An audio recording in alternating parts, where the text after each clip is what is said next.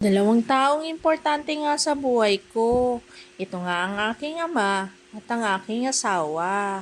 Nagpunta nga kami sa Junlan Auto Shop para i-check kung anong ginagawa ng aming ama. Sakto nga nakita namin si Amo sa Junlan at doon nga ay napagpasyahan namin isama siya para naman somehow malibang-libang siya. Todo assist nga ang ating my way.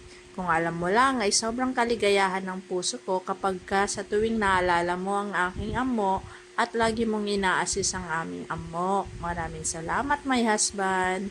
Unang ang punta namin ay dinala namin siya sa isang salon. Madalas nga kasi ang kuko ng aming amo dahil sa kanyang pagsasaka at sa sakripisyo para sa amin ay laging hindi maiwasang madumihan ito. Kaya naman napagpasyahan talaga namin na dalhin siya dito sa salon para naman mapalinis ang kanyang kuko. Ang sweet ah.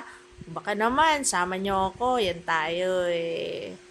Ito nga yung kaligayahan ko sa tuwing nakikita ko ang dalawang lalaking importante sa buhay ko na masaya at okay. Kaya masaya na rin ako. Wow! Enjoy yarn!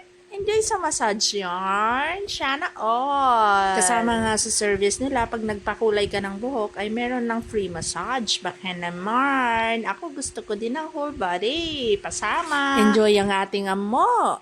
Balik na naman siya sa kanyang younger time. Sana all talaga. Natatawa na nga lang ako sa itsura ng ating my way. Yung totoo. Ate, dahan-dahan lang. Tapos na nga yung buhok ng ating amo at tingnan mo naman. Ganda ng ngiti eh.